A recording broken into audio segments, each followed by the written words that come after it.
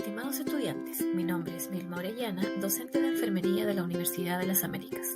Mediante esta cápsula, los invito a revisar las generalidades del traumatismo encefalocraneano en pediatría.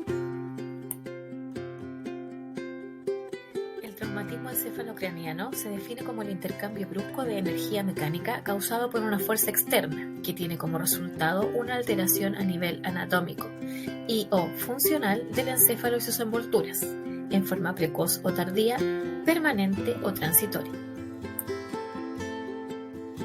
Podemos clasificar el TEC según lesión en fracturas de bóveda o fracturas de base de cráneo. Las fracturas de bóveda son lineales, generalmente de curso benigno, o hundimientos por concentración focal del impacto, que en recién nacidos y lactantes se conocen como fracturas de ping-pong, con pequeña depresión de la calota. Las fracturas de base de cráneo requieren un impacto más severo, generalmente son expuestas e incluye ruptura de los senos paranasales o peñascos y de la dura madre. Se caracterizan por equimosis periorbitaria, rinorraquia, otorraquia y signo de Battle. También podemos clasificarlos según indemnidad meningea, en TEC abierto, lesión con comunicación del encéfalo con el medio externo, o cerrado, lesión sin comunicación del encéfalo con el exterior. También podemos clasificarlo según daño, en daño focal, hematoma o hemorragia intracraneal o meningia y daño difuso, variedad de síndromes clínicos, compromiso de conciencia variable, por movimientos de aceleración-desaceleración que provocan una interrupción extensa de la estructura y función cerebral. Finalmente, lo podemos clasificar según el compromiso neurológico basados en la escala de Glasgow, en leve con puntaje entre 13 y 15, moderado con puntaje entre 9 y 12 y severo con puntaje igual o menor a 8. En cuanto a la epidemiología, en nuestro país, el TEC constituye el 3% de las consultas anuales en los servicios de urgencia, con una incidencia de 200 casos por 100.000 niños al año. Es la causa más frecuente de mortalidad en la edad escolar. El 81% de los casos son leves, el 14% moderados y el 5% severo. En los casos moderados, la mortalidad es de un 3 a 4% y en los graves alcanza el 30%. El 50% de los TEC se deben a accidentes domésticos, generalmente por caídas de altura. El 26% ocurren en espacios públicos, caídas en bicicleta o patines y deportes de riesgo. El 5% son provocados por accidentes de tránsito, en atropellos o niños que viajan libres en el asiento sin sujeción. En los menores de 2 años se suman las lesiones no accidentales por maltrato, con una frecuencia relativa del 9%.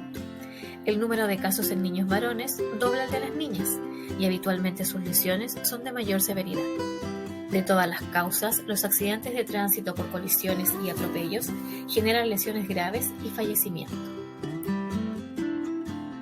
Existen características anatómicas que favorecen las lesiones intracraneales en la edad pediátrica. La mayor superficie craneal y debilidad de los músculos del cuello determinan mayor riesgo de TEC, con lesiones por rotación y aceleración-desaceleración. El plano óseo es más fino y deformable. Los senos paranasales aún no están desarrollados. El alto contenido de agua y viscosidad del cerebro infantil los hace más propensos a desarrollar lesión axonal difusa. La mayor plasticidad de los cerebros en desarrollo permiten esperar una recuperabilidad.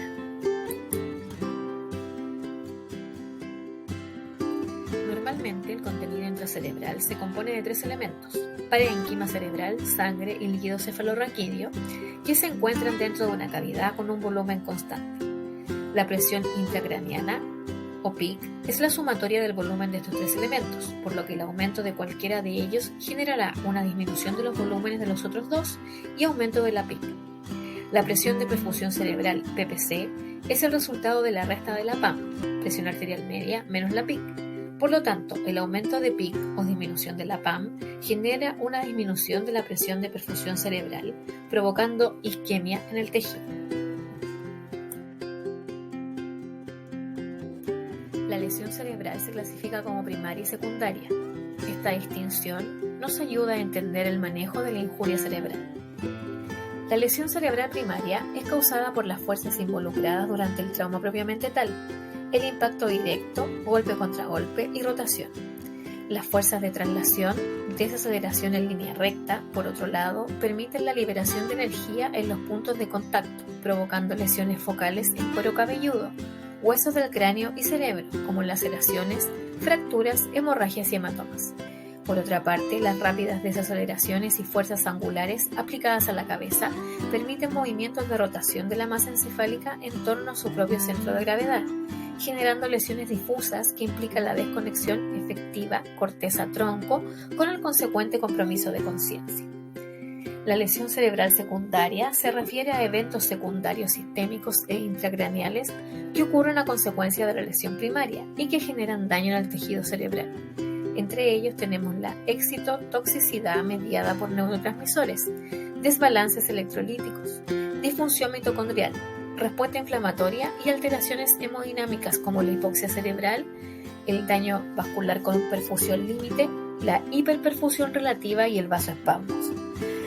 Estas lesiones generan isquemia, edema cerebral y aumento de la PIC, agravando el daño y provocando apoptosis y muerte celular. Estas lesiones son evitables, por lo que su manejo está dirigido principalmente a prevenir la isquemia a través de la corrección de anemia, hipotensión, hipoxemia, hipocapnia, control de la agitación y convulsiones. El diagnóstico del TEC es clínico a través de la anamnesis, donde se constata la hora y el lugar del accidente, el mecanismo de producción, los signos de alarma y la evolución del niño durante el traslado.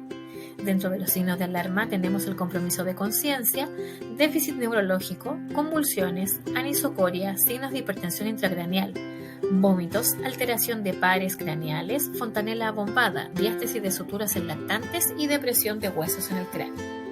Además, se debe realizar un examen físico con énfasis en el ABC y se agrega el D, evaluación neurológica mediante escala de Glasgow y tamaño y reactividad pupilar. Y se agrega el E, examen completo por sistemas buscando lesiones asociadas. También se realizan exámenes de laboratorio que incluyen hemograma, electrolitos, gases, glicemia, pruebas de coagulación, grupo IRH e imágenes. La radiografía de cráneo y lateral de cuello es útil en los menores de 1 año ante la sospecha de maltrato y traumatismo.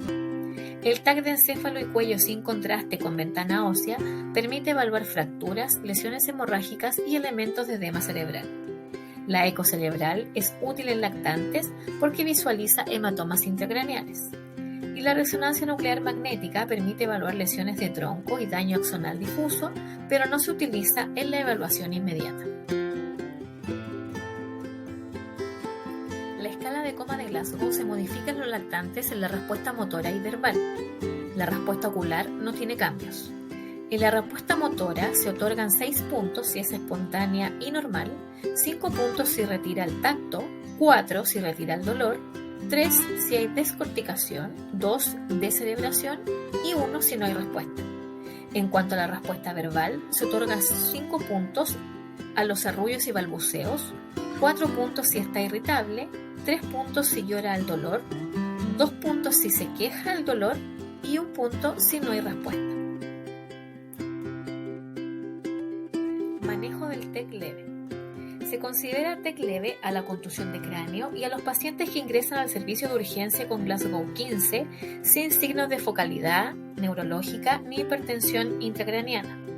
Podrían presentar compromiso de conciencia transitorio en el momento del trauma de menos de 1 minuto de duración, amnesia del evento, convulsión en el lugar, vómitos o letargia. Se debe realizar un cuidadoso examen físico y neurológico. Los niños sin pérdida de conciencia o amnesia pueden ser observados en urgencia por 4 a 6 horas y enviados a su domicilio al cuidado de personas competentes, manteniendo el periodo de vigilancia por 72 horas posterior al evento. Si la pérdida de conciencia breve o la amnesia están presentes en la historia o si durante la observación aparecen signos de alarma, se deben tomar imágenes 6 horas después del evento y solicitar evaluación por neurocirujano. En los menores de 2 años, los predictores clínicos de lesiones intracraneanas son menos confiables. Si a ello le sumamos que en esta edad se debe sospechar de maltrato infantil, la recomendación es tomar neuroimágenes y dejar hospitalizado para observación. Manejo del TEC moderado. debe realizarse un examen neurológico completo que incluye asimetría y reactividad pupilar, asimetrías en fuerza y tono muscular, triada de Cushing, posturas patológicas y valoración del Glasgow. Se debe mantener permeabilidad de la vía aérea.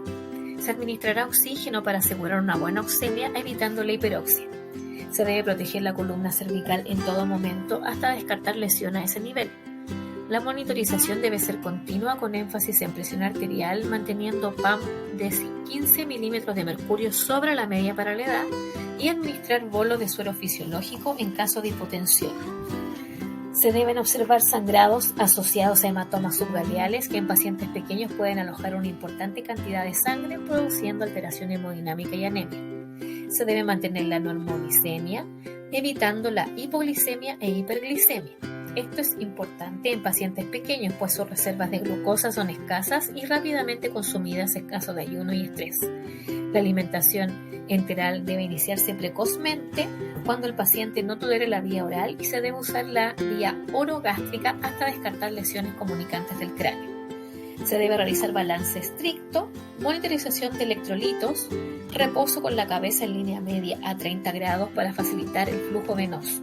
En caso de agitación psicomotora, están indicados los sedantes de vida media corta, los opioides en caso de dolor, prefiriendo los que tienen menor efecto vascular para evitar la hipotensión. La ketamina está contraindicada pues elevaría la presión intracraneana. No olvidar que estos pacientes no tienen signos anticipatorios fiables de complicaciones, por lo tanto deben ser monitorizados continuamente y reevaluados varias veces durante su periodo de observación y hasta su traslado. Manejo del TEC grave. Este grupo de pacientes tiene alto riesgo de sufrir lesión cerebral secundaria y está recomendado en ellos el manejo agresivo de sostén y algunas medidas específicas.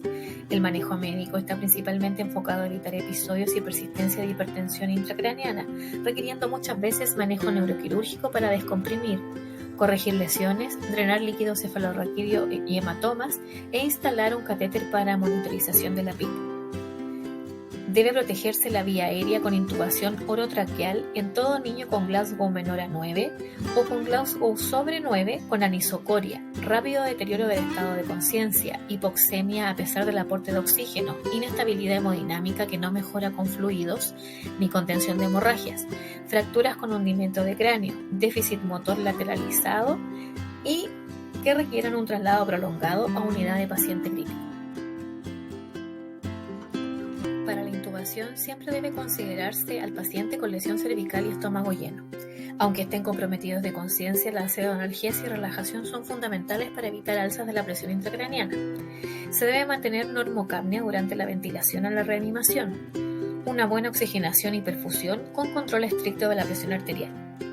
El control de lesiones secundarias como las hemorragias del neumotórax y la normoglicemia son muy importantes para evitar la injuria cerebral secundaria.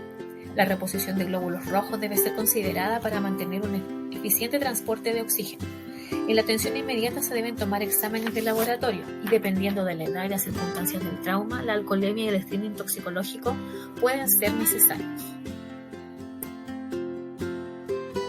La monitorización continua de signos vitales incluye frecuencia cardíaca con electrocardiograma, frecuencia respiratoria, presión arterial y saturación de oxígeno. La medición del Glasgow debe hacerse durante el traslado al servicio de urgencia, ingreso, posterior a la reanimación y estabilización y antes de administrar sedantes. El examen pupilar debe considerar reactividad y simetría y la evaluación motora, respuesta al estímulo y postura. Las neuroimágenes se deben realizar una vez estabilizado al paciente e incluyen encéfalo y columna cervical. Requiere evaluación por neurocirujano, quien decidirá el momento oportuno el tratamiento quirúrgico de ser necesario o la instalación de un monitoreo intracraneano. Se debe realizar traslado a la unidad de cuidados intensivos pediátricos, donde se realizará el manejo específico. Un deterioro neurológico agudo con caída del Glasgow en más de 2 puntos en menos de 1 hora sin causa extracraneana y la herniación cerebral son urgencias neurológicas que requieren de un manejo inmediato. El manejo del trauma moderado y grave está asegurado por las garantías explícitas en salud, siendo el problema de salud número 49 que incluye medicamentos, insumos, implementos o ayudas técnicas, cirugía y exámenes. El tiempo máximo para establecer el diagnóstico son 12 horas desde la sospecha y el inicio del tratamiento 24 horas desde la confirmación diagnóstica. Esta ha sido la revisión de las generalidades del TEC en pediatría. Espero que les haya sido de utilidad. Los invito a profundizar estos temas revisando la bibliografía de la asignatura. Hasta pronto.